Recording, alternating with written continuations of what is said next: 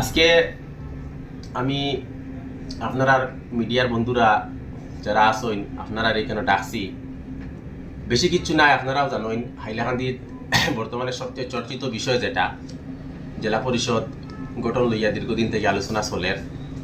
আমিও অনেক দিন বিরত আসলাম, কোনো ধরনের কথা হয়েছি না। আমার বাড়িটাকে ইনস্ট্রাকশনও দেওয়া হয়েছে বেশি প্রেসও না মাতার লাগিয়া। যাই হোক, আজকে যেহেতু হাইলাকান্দি মানুষের এই জেলা পরিষদ গঠন লইয়া অনেক আবেগ আছে, সব মানুষে চার যে আমরা কিতা করিয়ার বা কীভাবে কিতাব করতাম ভোটটা সুন্দরভাবে গঠন হইতো। যার লাগি দুই একটা কথা হওয়ার লাগি আপনারা ডাকছি। আপনারা মিডিয়ার বাইয়ান যারা আমরা সামনে উপস্থিত হইছই, আপনারা সবরে আমি ধন্যবাদ যাইয়ার আপনারা এখানে উপস্থিত হওয়ার লাগিয়া। দেখুন, প্রেক্ষাপট হইল গিয়া যেটা আমরা গত 6 তারিখ আপনারা সবও জানেন আমরা ফার্স্ট মিটিংটা আসলো। তো ফার্স্ট মিটিংও আমরা বিভিন্ন পরিস্থিতি দেখা গেছে আমরা ক্যান্ডিডেট অ্যাটেন্ড হয়েছি না, সব না হওয়ার কারণে আমরা মিটিংটা পোস্টপন্ড হয়েছে। এর জন্য এটা আগামী কালকে 3টার সময় হাইলাকান্দি জেলা পরিষদ কনফারেন্সও আবার ডাকা হয়েছে। তার লাগিয়া কালকে আমরা তো ভোট হইব, আপনারা সবও জানেন না। কালকে নেক্সট ডেট হইতো নাই, যেটা পঞ্চায়েত অ্যাক্টর শিডিউল মতো হইল গিয়া এরজন মিটিং বা যেটারে হওয়া হয় এটা তার কোরামর ইয়া লাগে না। ফার্স্ট মিটিংটা আমরা না পুরার কারণ হইল গিয়ে আমরা কোরামটা ক্লিয়ার হয়েছিল না, মানে কোরাম পুষলো না। আমরা 2জন মেম্বার মাত্র উপস্থিত আসলাম। আর কালকে কোনো কোরাম রিকোয়ার্ড হইতো নাই, কোরাম ছাড়াও আমরা ভোট গঠন হয়ে যাইব। যার লাগে কালকে আমরা আশা করি সব অ্যাটেন্ড হইবা। তার নিশ্চয় আশা করি আর কংগ্রেসের ভোট হইব।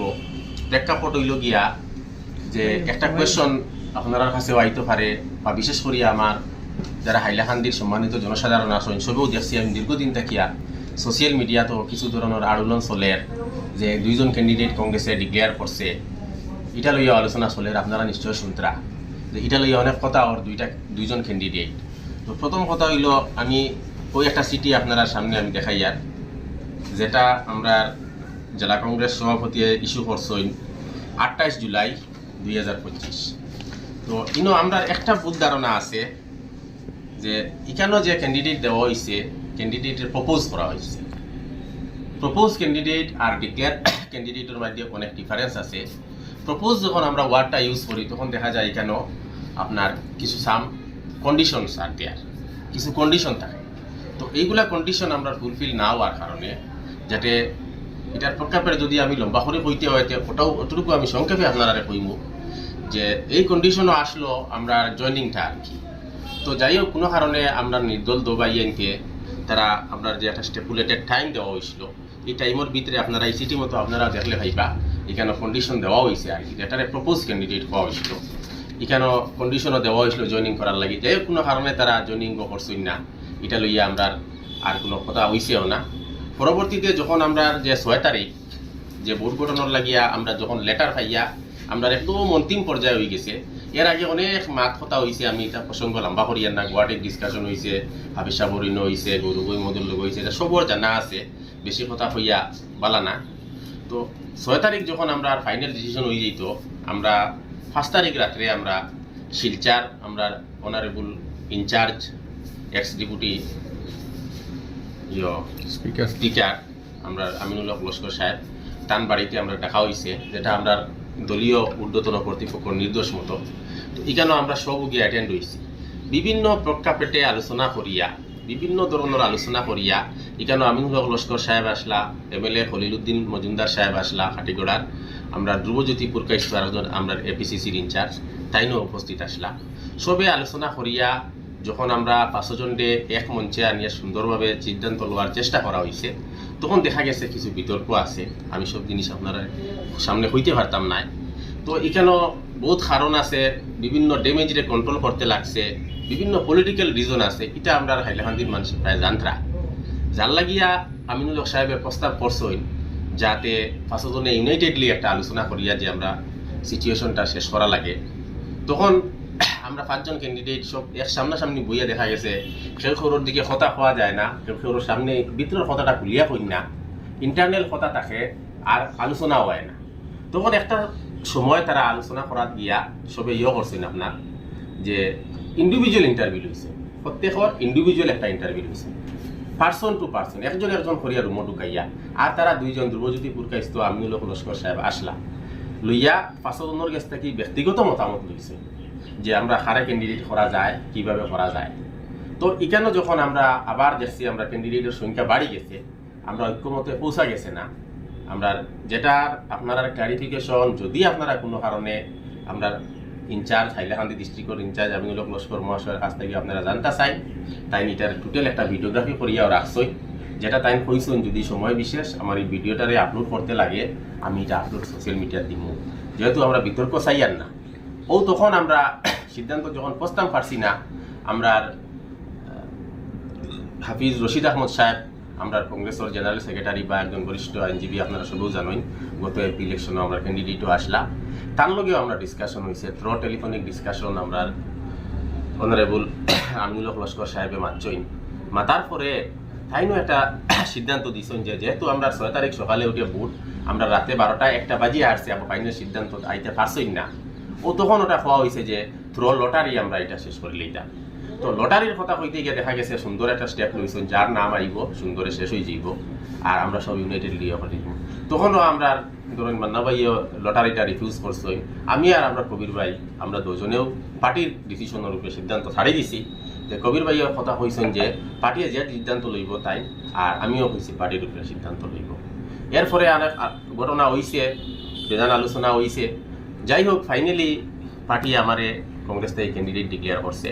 তো এই কথাটা আমি একটু লম্বা করে হওয়ারটাও কারণ আসলো যে আপনারা কোনো সময় বা অনেক আমরা জনসাধারণের একটা মনে হয় যে হয়তো আমি জোর করে আই গেছি, মনে হয় ক্যান্ডিডেট হয়ে গেছি।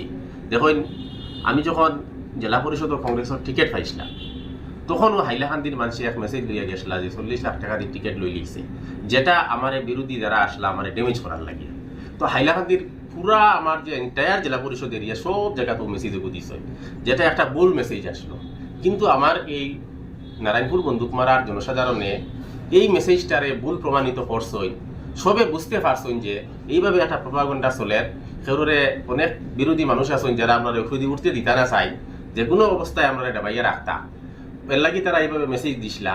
পরবর্তীতে আমার এই এলাকার জনসাধারণে তারা সঠিক জিনিসটা বুঝতে পারছেন যে আমি প্রকৃত কংগ্রেসি কিনা বা আমার কংগ্রেসের সঠিক টিকিটটা দিছে, আর এটা তারাও প্রমাণ করিয়া দিছেন যে আমি জিতাইয়া আমারে প্রায় 17-18 হাজারের মতো ভোট দিছই, আর 4,000 সামথিং ভোটে আমি রিটার্নও করছি, আপনারা সবাই জানোই। যার লাগি এটাও একটা ভুল বার্তা আসলো।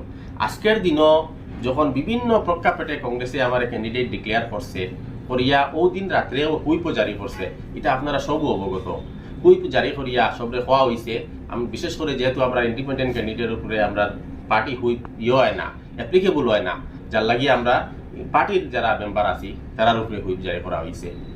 তারপরেও দেখছি আমরা সোশ্যাল মিডিয়াত এমনভাবে আমরা বিরোধী ভাইয়েন যারা আসই এমনভাবে ট্রোল করা শুরু করছই, মানে একটা সময় ওরকম লাগে আর কি যে আমার মনে হয় কংগ্রেসের ক্যান্ডিডেট না, আমার মনে হয় বিজেপি কংগ্রেস মানে ডিক্লেয়ার করছে, যেটা তারা এই লেটারটাও দেখতে পাত্রা কংগ্রেসের ডিস্ট্রিক্ট প্রেসিডেন্টের ইস্যু করছই, কংগ্রেসের ডিস্ট্রিক্ট প্রেসিডেন্টে হুইপ জারি করছই। তারপরেও আমরা ডিস্ট্রিক্ট প্রেসিডেন্টের সিদ্ধান্তরেও মানতে রাজি হইয়ার না। এমন এক প্রেক্ষাপট হাইলাকান্দির রাজনীতির যে যার বিরোধী হয়ে যায়, যার পক্ষে মানে আপনার ডিসিশন হয় না। কোনো সময় দেখা গেছে টিকিট পাওয়ার ক্ষেত্রে আমার পক্ষে ডিসিশন হয়েছে না, আমি এখান থেকে বিরোধিতা করিলাই, আপনার পক্ষে ডিসিশন হয়েছে না, আপনার ক্যান্ডিডেটের পক্ষে হয়েছে না, তাই বিরোধিতা করেন। সেম জিনিসটা শুরু হয়ে গেছে যে কংগ্রেস প্রেসিডেন্টের হুইপটারেও আমরা বিভিন্ন কংগ্রেসি নন কংগ্রেসি মানুষ বা বিভিন্ন মানুষ আমরা দেখছি যারা কংগ্রেসের লগে কোনো ধরনের ইনভলভমেন্ট নাই, কিন্তু তারা এমনভাবে সোশ্যাল মিডিয়াত লেখে যে বোঝা যার তারা মনে হয় কংগ্রেসের কবুল হইসা। আপনারা সোশ্যাল মিডিয়াত এরার প্রোফাইলগুলা দেখবা, খুলিয়ে চাইবা, সেগুলোর রাইজর দলের বড় বড় পদ আছে, সেগুলোর আপনার ইউডিএফর বড় বড় পদ আছে, কিন্তু তারা দেখবা এমনভাবে কংগ্রেসের সাজেশন দেয় যে বোঝা যার যে তারা মনে হয় কংগ্রেসের খুব সক্রিয় কর্মী এবং কংগ্রেসের লাগি তারা খুব আন্তরিক। তারা এগুলা নাই, তারা এগুলা জিনিসটারে ছানার লাগিয়ে এখন আমি আপনারা সামনে ওগুলোও কথা হওয়ার লাগি যে আমি ক্যান্ডিডেট জুড়ে হইছি না। বিভিন্ন প্রেক্ষাপটে কংগ্রেস পার্টিয়ে একটা ডিসিশন দিছে, এখানে হাফিজ রশিদ সাহেবর উপরেও মাত তার লগেও ডিসকাশন করা হয়েছে। আমরা 3 জন এমএলএ সহ আরো 2 জন আমিন সাহেব ধ্রুবজ্যোতি আসলা, তারা সবরে লইয়া সবর মতামত লইয়া ডিসিশন লওয়া হয়েছে এবং সবরও কথা হয়েছে যে আমরা কংগ্রেস পার্টির একজন ক্যান্ডিডেট হইতো, ওই হিসাবে পার্টি আমার ক্যান্ডিডেট আপনারা সামনে হইলেছি যে যেহেতু আমার পক্ষে 3টা ভোট আইছিল, আপনার আরো 2 জন ক্যান্ডিডেট আসলে একটা হয়েছিল, এই পক্ষাপেট ফার্স্ট শেষ করিয়াও আমরা চেষ্টা করছিলাম যে লটারির মাধ্যমে